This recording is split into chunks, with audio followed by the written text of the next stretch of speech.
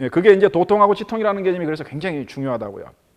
자, 그래서 저는 이렇게 생각을 합니다. 리국에 기초한 성리학자들이 가지고 있었던 관념은 세 가지가 있는데 저는 그걸 삼국체제라고 불러요. 중국체제, 그리고 왕국체제, 사국체제. 이것들은 전부 진리 개념으로서의 리와 연관을 맺고 있습니다. 중국체제는 역사적인 명나라를 뜻해요. 역사적인 명나라는 명나라 자체, 다시 말하자면 중화, 그리고 중국 자체가 성리학이 발생된 곳이죠. 그리고 그 한족들이 원나라를 제끼고 세운 나라, 이민족의 국가를 제끼고 중화의 민족을 다시 회복한 나라, 그게 명나라입니다. 그리고 그 명나라가 조선을 국제적으로 보증을 해주죠. 그런 점에서 조선의 사대부들은 중국체제에 대한 관념을 가지고 있습니다. 저 중국체제에 대한 관념이 무너지는데 괴상한 방식으로 무너져요. 그건 조금 이따 말씀드릴게요. 그 다음에 당연히 조선은 국왕이 지배하는 나라, 그 왕을 진리 개념하고 연관시키면 왕이 진리의 상징, 리의 상징입니다. 그래서 조선은 어떻게 했습니까? 조선에는 다른 봉건국가에 없는 괴상한 제도가 있죠. 경연제도라고. 신하들이 국왕을 교육을 합니다. 왜? 국왕이 진리 그 자체의 상징이 돼야 되니까. 진리성을 계속 가르치는 거예요. 그런 제도를 가지고 있었습니다. 그리고 마지막 세 번째가 가장 중요하죠. 사국체제. 사족들은 자기 자신들이 진리의 담론을 말하는 사람들, 다시 말하자면 진리의 담지자라고 생각을 했습니다. 자, 이 세 가지 관념체제가 역사적으로 변동을 겪습니다. 그것들을 조금씩 살펴보죠. 그래서 조선이 그 전에 따라서 조선이 누구의 것이냐? 세 집단이 자기 주장을 할 수 있습니다. 명나라는, 조선은 명나라의 속국, 제후국이다. 조선은 명나라에서 4대를 취했죠. 그러니까 당연히 명나라가 자기 주장을 합니다. 저 명나라의 조선에 대한 자기 주장이 우리 역사에 한번 매우 긍정적으로 작용을 하죠. 그리고 그것 때문에 나온 우픈 이야기를 좀 이따 말씀을 드릴게요. 선조 이야기하고 얼마나 웃기고 슬픈 이야기인지, 황당한 이야기가 되는지. 다시 말하자면 저 중국 체제가 역사적으로 한번 긍정적으로 작용한 적이 있습니다. 그게 언제냐 그러면 1592년이에요. 임진왜란이고 임진왜란. 임진왜란 때 명나라가 조선에 참전하는 것. 다시 말하자면 조선을 자신들의 일부라고 생각하는 겁니다. 자신들 세계체제에. 그런데 이 논리하고 여러분 잘 너무 흡사한 게 뭐냐 그러면 6.25 전쟁 때 중국군이 한국전쟁에 개입한 이유가 똑같습니다. 물론 그게 전부는 아니겠지만 똑같은데 그 이유가 뭐냐 그러면 첫째는 임진왜란 때는 도요토미 히데요시가 말을 잘못했어요. 정명가도라고 명나라를 칠 테니까 길을 빌려주라 이랬습니다. 그러니까 명나라는 참전의 명분이 있는 거죠. 우리를 치러 온다는데 참전의 명분이 있는 겁니다. 그리고 두 번째는 선조가 전쟁이 일어나자마자 신의주까지 도망을 갔죠. 도망가서 선조가 제일 먼저 타진한 게 있습니다. 명나라 조정에. 저 망명하면 안 됩니까? 그러니까 명나라 조정에서 망명 반대했어요. 오지 마라고 그랬어요. 명나라로 건너가면 안 되냐 그러니까 오지 마라고 그랬어요. 왜냐하면 더 복잡해질 것 같아서. 그리고 난 다음에 명나라 조정에서, 명나라 신종이죠. 신종 조정에서 조선전쟁에 참여할 것이냐 말 것이냐 했는데 그때 참여하게 된 가장 큰 논리 중에 하나가 어차피 싸워야 한다면 우리나라에서 싸우면 우리나라 재산과 백성들이 다친다. 차라리 너무 나라에 가서 싸우자. 그래서 조선으로 와서 싸웁니다. 6.25 때 중공군이 개입하게 된 중국 공산당의 결정에 가장 큰 이유 가운데 하나도 처음에는 북한군이 압도적이었죠. 그러나 유엔군이 참전을 하면서 평양까지 몰고 올라갑니다. 저 북쪽 끝까지. 그래서 김일성이 중국 공산당의 도움을 청해요. 중국 공산당이 논의를 합니다. 이 전쟁을 어떻게 할 것이냐. 그래가지고 베트남에 있던 팽덕화도 부르고 어쩌고 그 팽덕화가 그 유명한 그 38선 하면서 유엔군의 공습을 못 이겨내겠다고 베트남에 있었거든요. 팽덕화가 그 팽덕화가 호치민에게 누굽니까? 호치민에게 그 땅굴 작전 가르쳐 준 사람이라는 게 팽덕화라고 비공식적으로는 그렇게 알려져 있습니다. 그 경험을 살려가지고 38선이 고착화됐을 때 팽덕화가 한 게 뭐였냐 그러면 무조건 땅굴을 팔아였어요. 여러분 우리나라 북한의 땅굴의 역사가 그렇게 간단한 게 아니에요.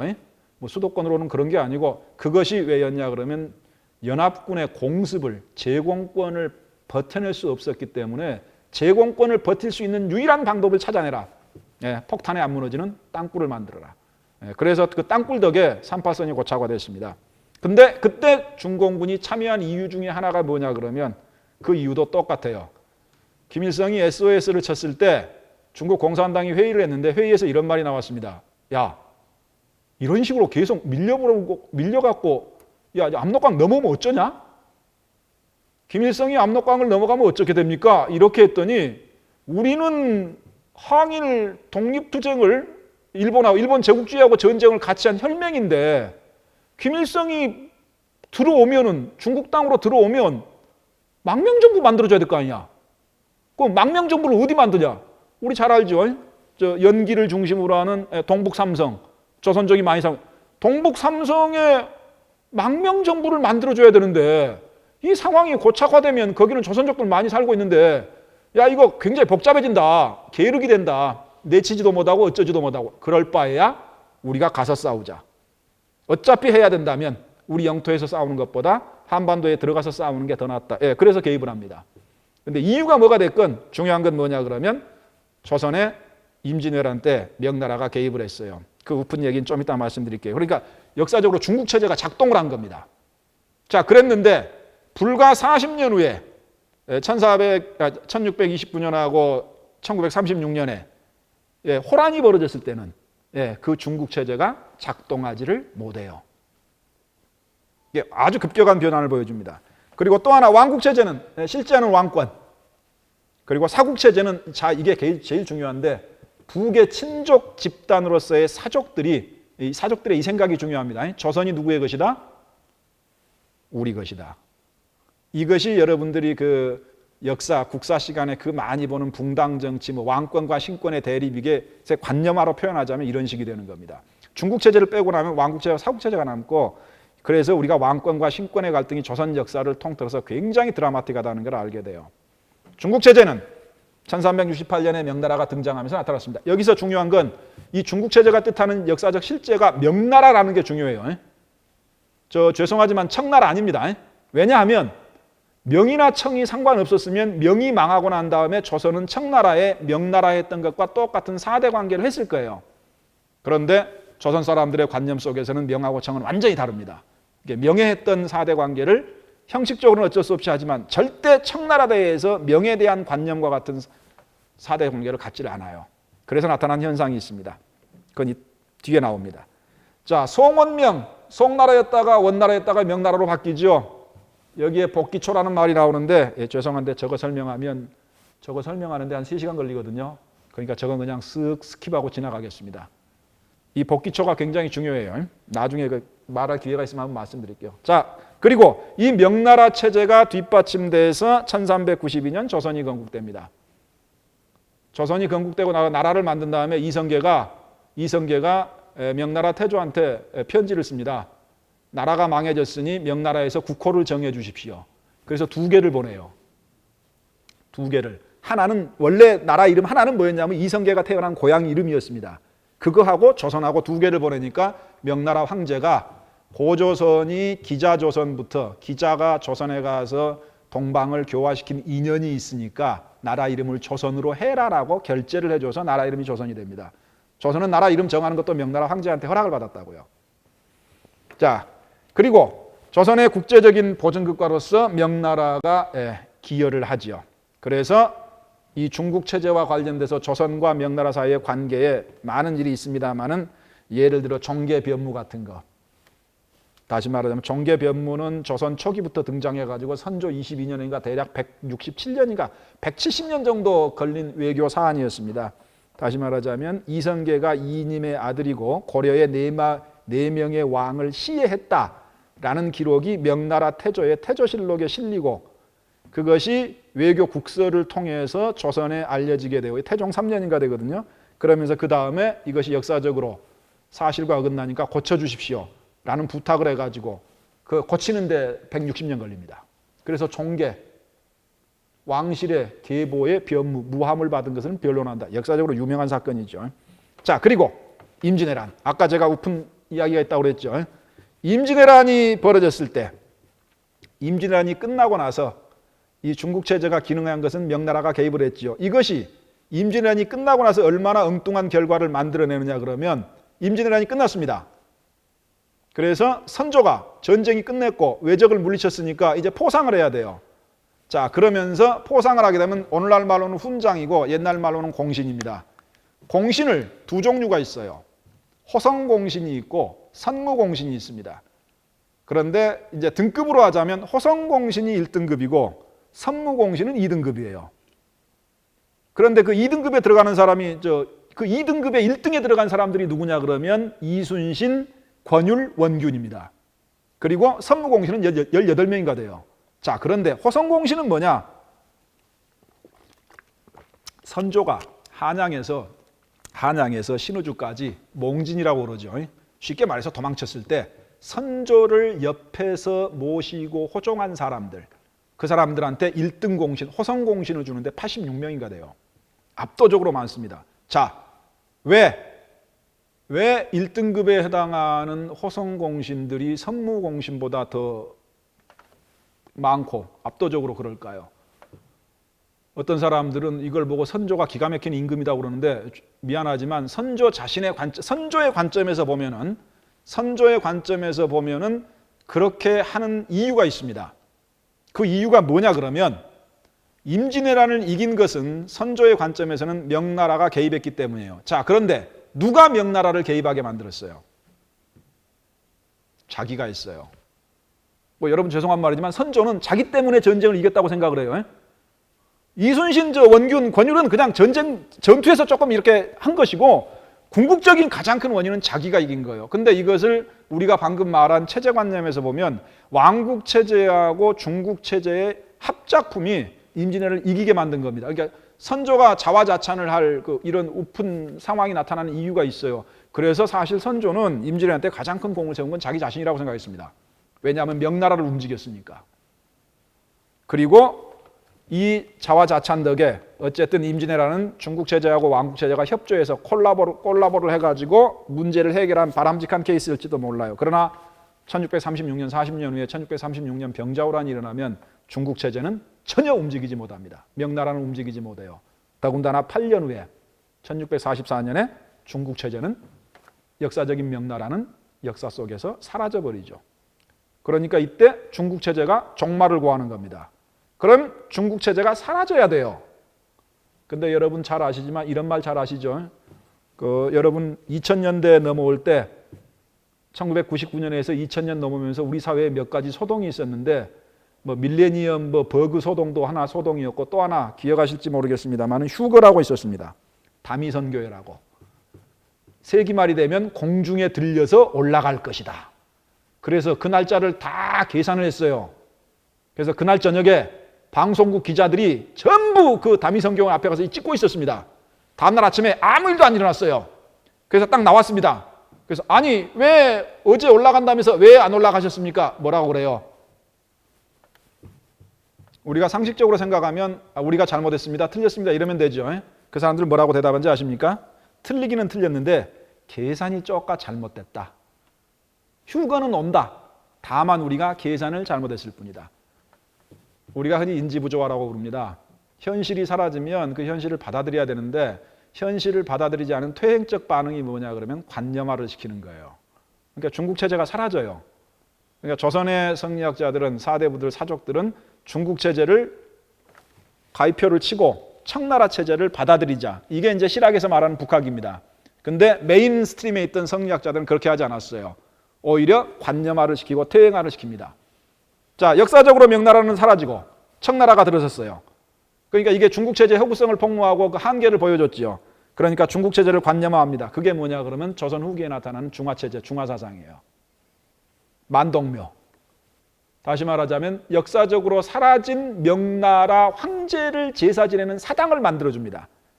그 사당에는 두 사람이 있어요. 명나라 황제 두 사람을 모셨습니다. 명나라 마지막 황제 의종하고 그리고 우리나라 명나라 군대를 보내서 우리나라를 일본의 침략으로부터 구해준 신종 두 사람의 위패를 모시고 제사를 지내요. 그리고 이제 명나라가 사라지니까 이 추상적인 리의 근거를 역사적인 명나라에서 찾지 않고 어디로 가느냐? 근본주의적 사유가 나타납니다. 어디로 올라가요? 기원으로 올라가요. 기원으로 올라가서 발견해낸 게 뭐냐 그러면 성리학의 저수지, 성유학을 집대성한 사람으로서 주자를 발견합니다. 그리고 이때부터 우리나라 성리학이 주자학 절대주의가 나타나기 시작해요. 이제는 주자하고 어긋나는 말을 하게 되면 단순히 이론이 다른 게 아니라 이제 사문난적이에요. 이제 학문의 문제가 아니에요. 이게 사문난적이 된다고요. 그 이전에는 상관없었습니다.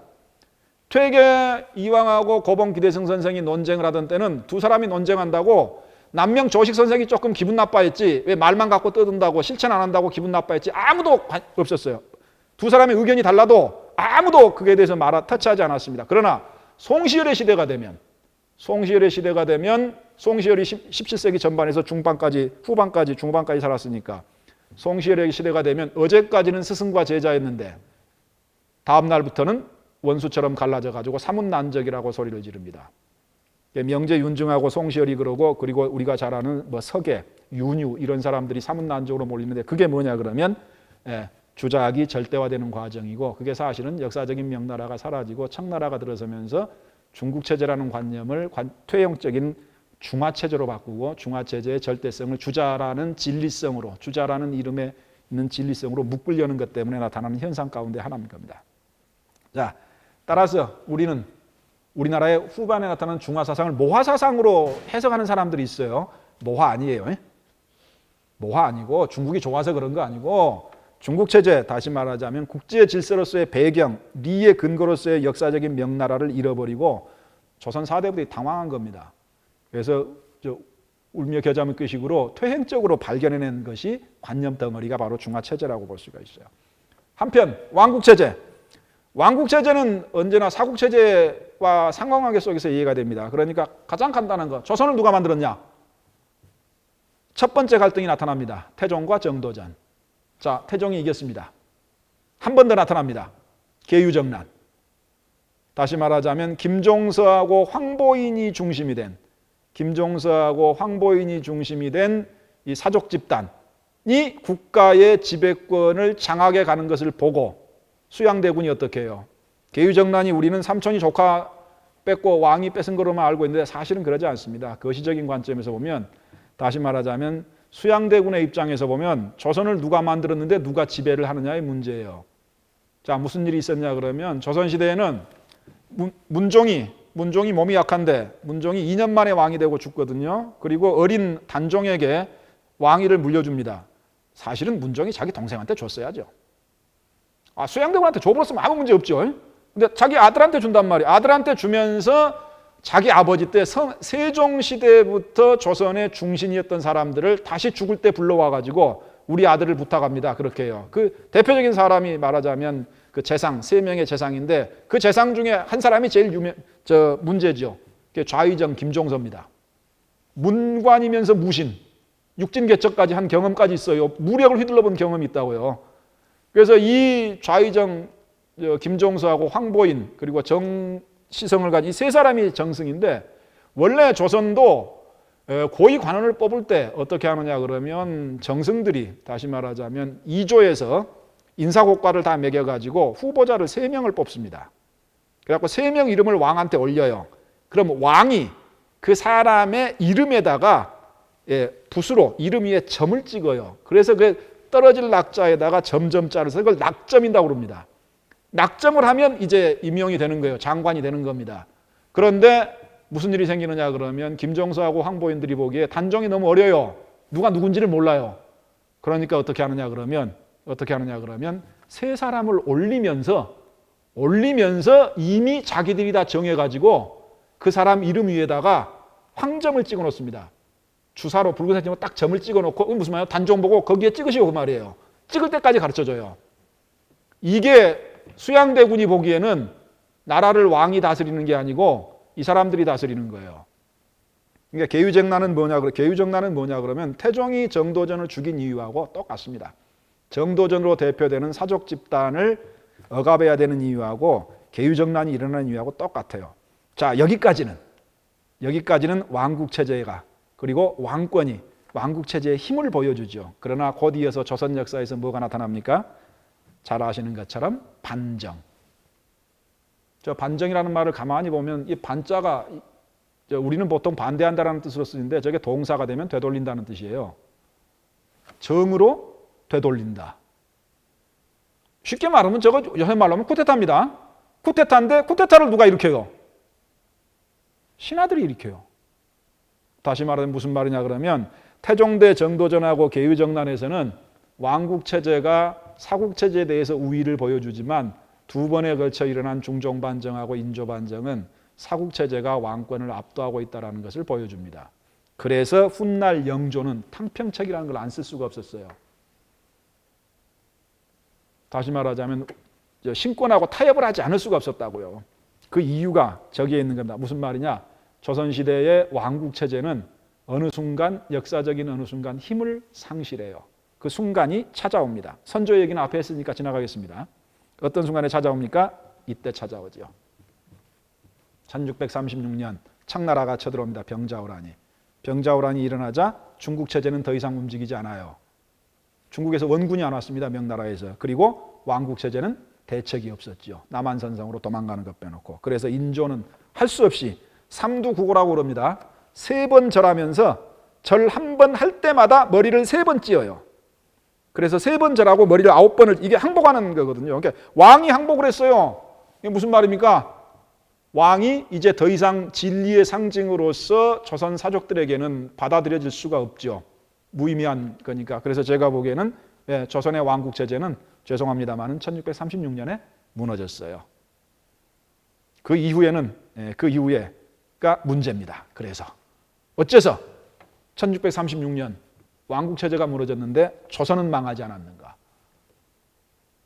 하나가 더 있는 거죠. 조선을 유지시키는 거. 그건 왕국 체제도 아니고 중국 체제도 아니에요. 그럼 뭐냐? 하나밖에 없습니다.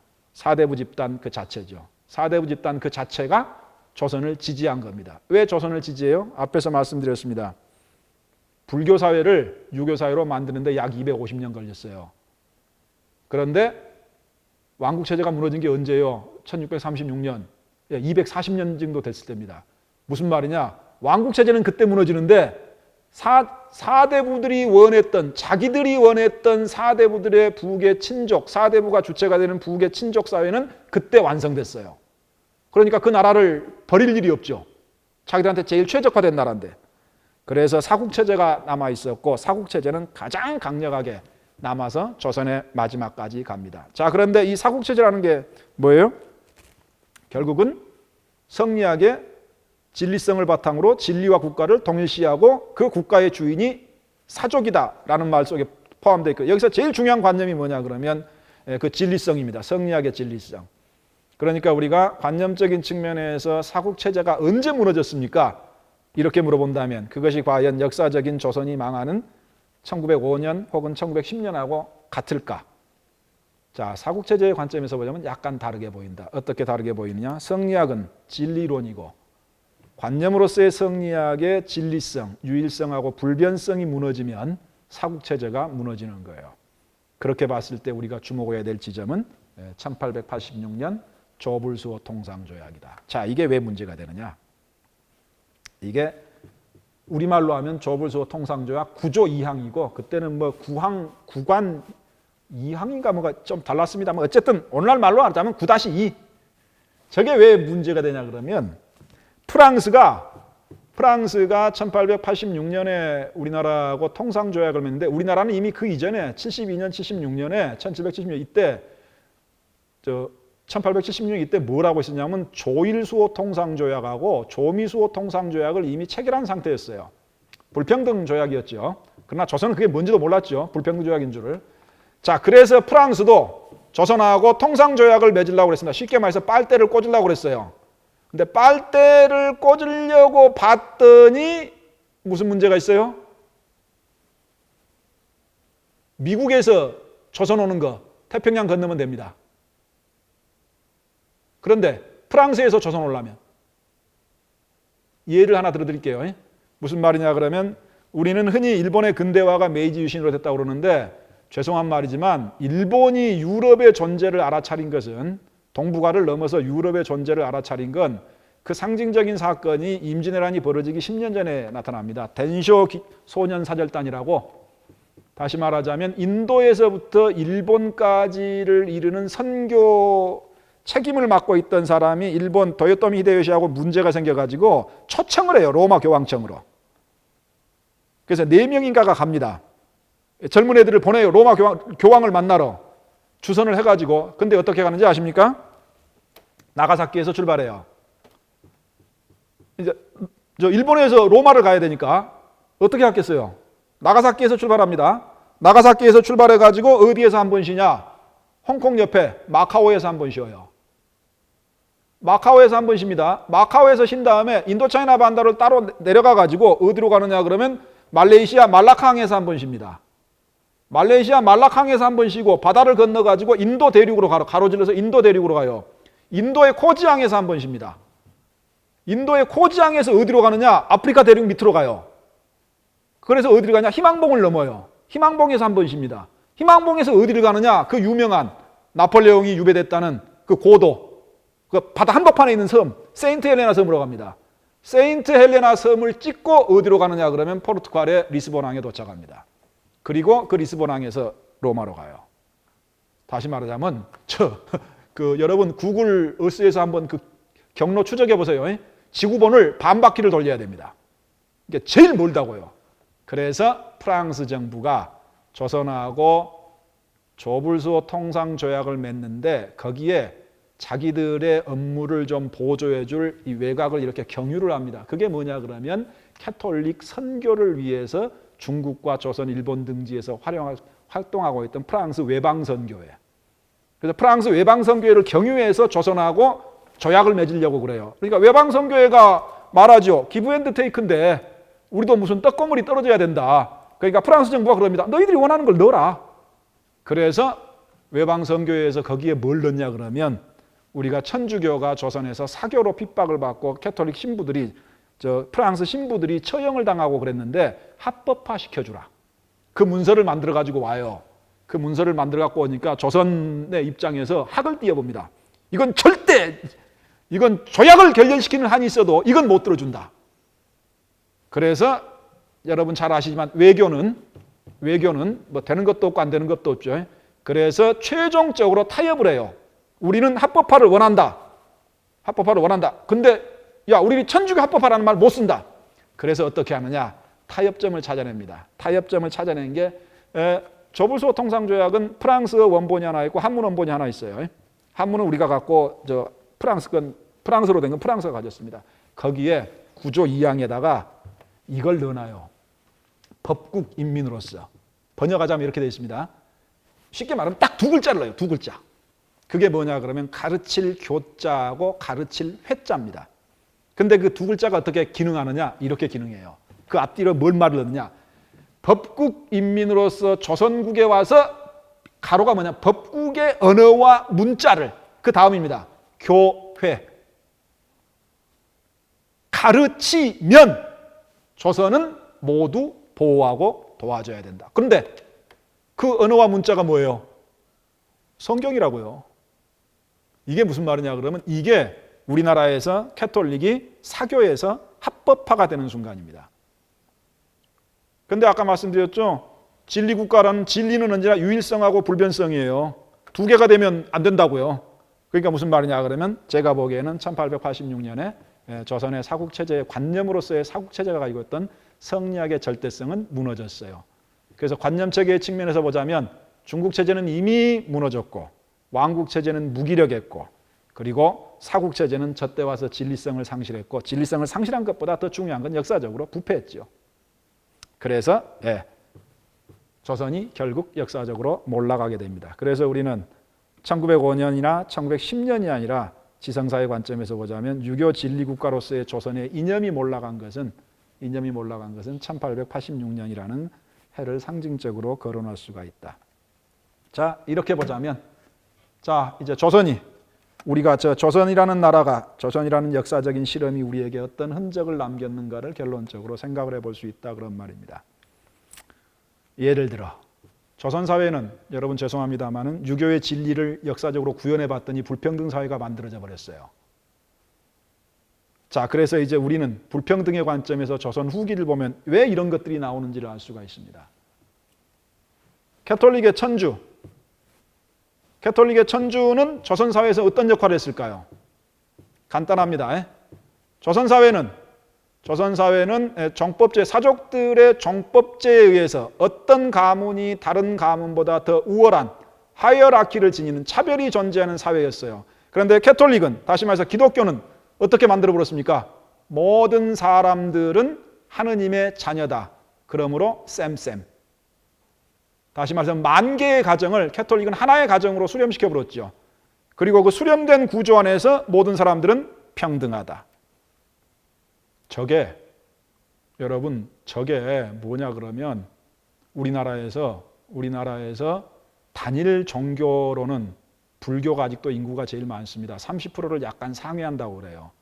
그런데 캐톨릭하고 기독교는 나눠놓고 나면 캐톨릭이 20% 초반대에 있고 개신교는 그것보다 좀 4~5% 높다고 그래요. 근데 그 두 개를 합치면 거의 47%, 45%에 육박합니다. 다시 말하자면 우리나라 교회는, 한국 교회는 그 세계 선교사에서, 기독교 선교사에서 유례를 찾아볼 수 없는 대성공을 거둔 예외적인 사례예요. 왜 성공을 거뒀을까요? 간단해요. 간단합니다. 다시 말하자면 기독교가 우리나라 역사에 들어와 가지고 긍정적인 역할을 한 것은 뭐냐 그러면 조선사회 자체에 내재되어 있는 불평등의 관념을 원리적으로 반박했다는 겁니다. 다시 말하자면 우리나라 사회를 평등사회로 만드는데 기여를 했어요. 근데 더 중요한 건 뭐냐 그러면 이런 생각을 캐톨릭만 가지고 있었던 게 아닙니다. 정약용은 캐톨릭의 천주 개념을 차마 받아들일 수 없어가지고 상제 개념으로 바뀌었는데, 상제 개념으로 바꾼 정약용이 한 말이 있어요. 하늘을 섬기는 게 사람을 섬기는 거다. 저기서 사자 빼보십시오. 뭐가 됩니까? 하늘이 사람이다가 되죠. 그리고 동학을 봐보세요. 인내천이에요. 하늘이 사람이고 사인여천이라고요. 정약용이 하는 말이나 동학이 하는 말이나 캐톨릭이 하는 말이나 전부 똑같은 메시지를 담고 있습니다. 어떤 메시지를 담고 있어요? 평등, 불평등을 철폐하라. 그러니까 왜 조선의교에 저런 메시지가 나왔는지를 알고, 저 메시지들 중에서 저희들이 보기에는 약간 유감스러운 것은 성공한 건 기독교입니다. 그래서 우리나라에 기독교가 그렇게 많이 유포되어 있는 거예요. 다만 현재 우리나라 기독교의 문제는 이제 우리는 평등을 위해서 더 이상 기독교의 이념에 기초를 두지 않아요. 그냥 인권 개념 같은 거 있으면 됩니다. 그러니까 필요가 없다고요. 그러니까 무슨 말이냐, 우리나라 기독교는 그 다음을 제시해야 돼요. 그게 없지요. 그러니까 겁이 납니다. 겁이 나니까 어쩝니까? 세속화 시도가 이루어지는 거예요. 이제 겁이 나면 세속화 시도가 이루어지는 거예요. 그래서 그것이 우리나라 기독교계가 정광훈 목사 같은 사람을 이단으로 지금 말을 못하는 이유가 지금 거기에 있는 겁니다. 다시 말하면 죄송한 말이지만 우리나라 기독교는 지금 어떤 이념적 한계에 봉착했어요. 그것을 넘어서면 우리나라 사회에서 앞으로도 발달할 수 있을 겁니다. 그러나 그것을 넘어서지 못하고 이미 효용이 지나버린 역사적인 가치에만 매몰되어 있으면 우리나라 기독교 역사도 그렇게 밝지는 않을 것이다라는 것을 예측할 수 있죠. 그래서 여기에 보면 어떤 이념이 오늘까지 살아남았느냐? 저 세 개 중에 캐톨릭이, 그리고 천주교, 또 기독교. 크게 보자면 기독교가 살아남았습니다. 이게 사실이에요. 자, 그래서 우리는 이런 거죠. 유교 진리 국가로서의 역사적인 실험은 조선이라는 나라는 끝났습니다. 500년을 유지했기 때문에 그걸 성공이라고 말할 수도 있고 불평등을 초래했기 때문에 실패라고 말할 수도 있습니다. 그러나 우리가 할 수 있는 것은 자, 이 실험의 교훈이 무엇인가를 되새겨볼 필요가 있다는 이야기입니다. 조선 사회가 그런 사회였다면 오늘날 우리가 만들어가는 사회는 그 조선의 역사적인 경험으로부터 우리가 어떤 나라가 되어야 할 것인가를 상상하는 것이 오늘을 살아가는 사람들의 생각해봐야 될 문제 가운데 하나다라고 말씀드릴 수 있겠습니다. 제가 답이 있을 수가 없죠. 답은 제가 말씀드리지 못하지만 과거를 돌이켜보자면 유학 전공자로서 우리의 과거로부터 우리가 배울 수 있는 무언가가 있지 않을까라는 것을 생각해 볼 수 있다라는 이야기입니다. 간단하게 말하면, 한다만 얘기하면 조선의 불평등에서 오늘날 대한민국의 형식적이든 실질적인 평등으로는 끝났습니다. 자, 그럼 그 다음은 뭘까요? 그 너머에 무엇이 있어야 하는가 하는 것이 우리가 토론하고 논의하고 그리고 우리가 역사 속에서 구체화시켜 나가면 그것이 우리의 대한민국의 미래의 사회상이 되는 거죠. 그 점을 우리가 생각해 봐야 될 필요가 있다라는 걸 마지막으로 짧은 강의를 마치도록 하겠습니다. 들어주셔서 감사합니다.